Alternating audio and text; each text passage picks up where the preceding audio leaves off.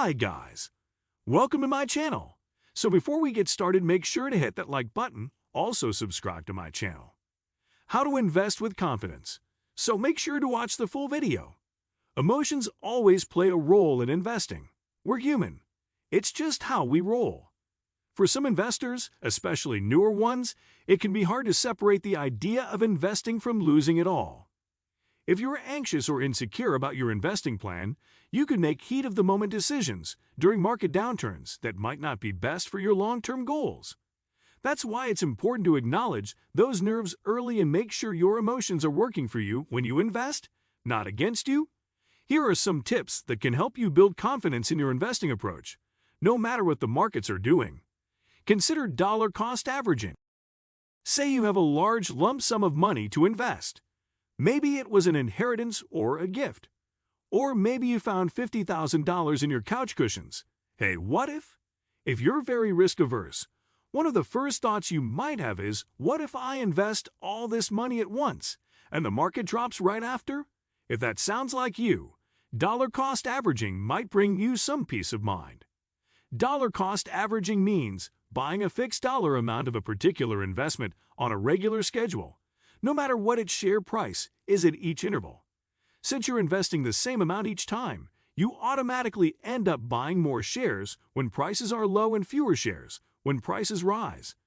This can help you avoid the potential buyer's remorse of investing a lump sum amount when prices are at their peak. Incremental investing is one way to help you get comfortable with the market's natural movement, and it can be especially helpful for self-identified worriers. Make saving automatic. Some investors worry they're not saving enough to reach their long-term goals, or that they're not doing enough to keep their financial lives on track. You can take some of that uncertainty out of the equation by setting your savings on autopilot. Put a percentage of each paycheck or your annual salary into your investment accounts. You'll be taking positive action to stay on track, and that's a great feeling. Diversify your investments.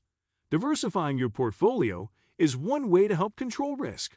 It's a fancy way to describe putting your eggs in many baskets, or in this case, putting your money into high, moderate, and low-risk investments, both domestic and international.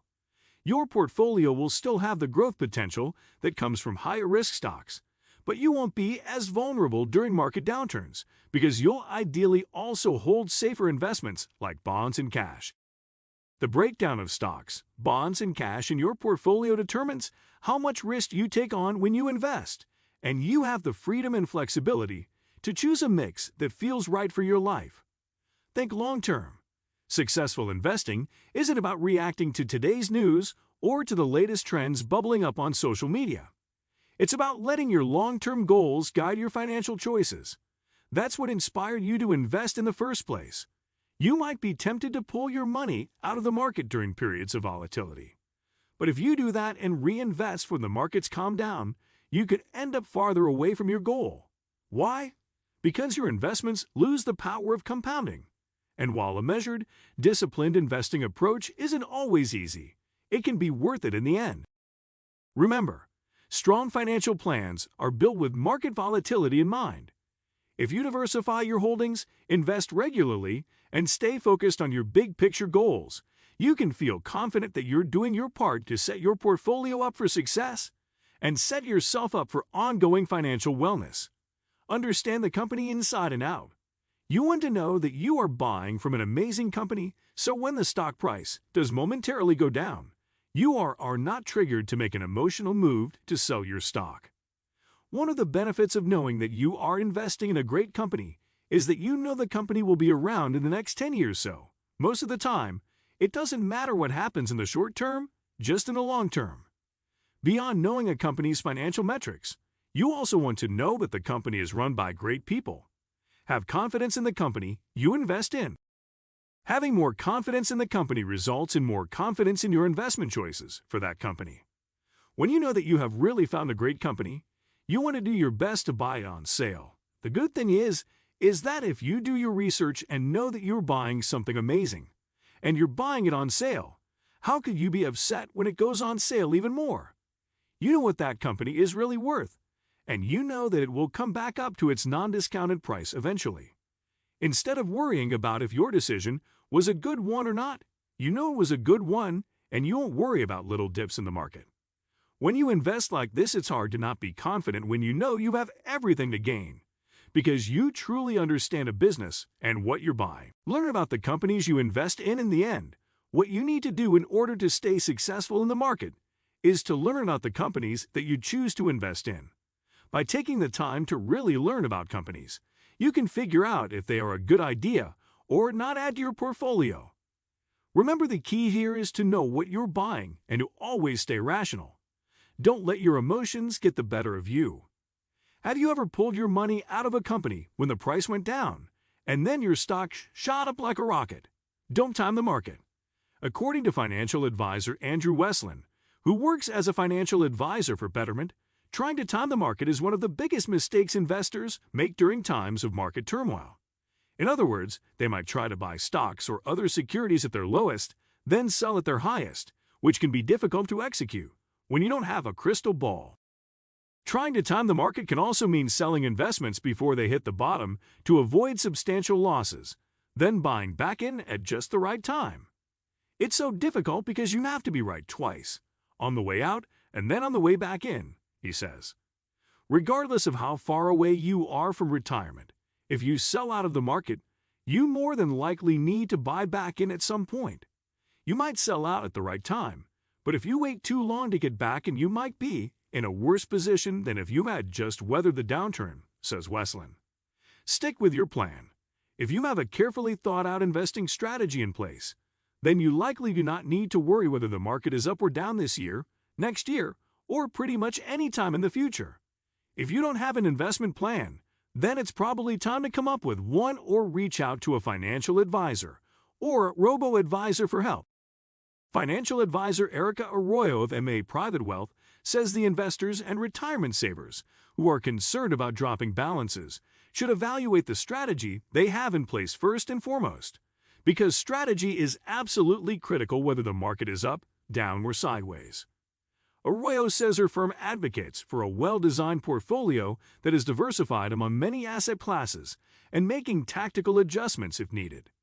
Put an intelligent plan in place so that you can rest assured that your investments are optimized for market fluctuation, she says. Don't pause contributions. Financial advisor Thatcher Taylor of ProPath Financial also adds that far too many people stop contributing to their investments or their retirement accounts when markets are down. They don't want to see their new contributions drop in value any further, so they stop contributing and wait to invest until markets turn around. This is a huge mistake for a few reasons, the most important of which is that down markets provide an exceptional opportunity to buy stocks and other securities when they're on sale. That is when you can buy great assets on the cheap, says Taylor. Taylor also adds that retirement can be decades away, and that people are living longer in general. You need to think long-term in regards to what the market provides, not overreact in noisy times like right now, he says. Focus on what you can control. Finally, forget checking your balances every day and spend your time and energy on something that can actually pay off. Financial advisor Justin Stevens of O'Keefe Stevens Advisory, Inc. says it's smart for investors to focus on daily activities instead of results anytime, but especially right now. For example, make sure you are saving and investing a large percentage of your gross pay. If you are saving into your employer-sponsored plan, look at the number of shares you are buying, not the dollar amount, he says. Also make sure you have an investment plan in place that you can stick to, he says.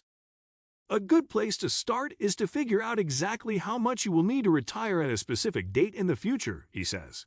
With this target, you can back into the rate of return you need to achieve, based on the amount you are currently saving.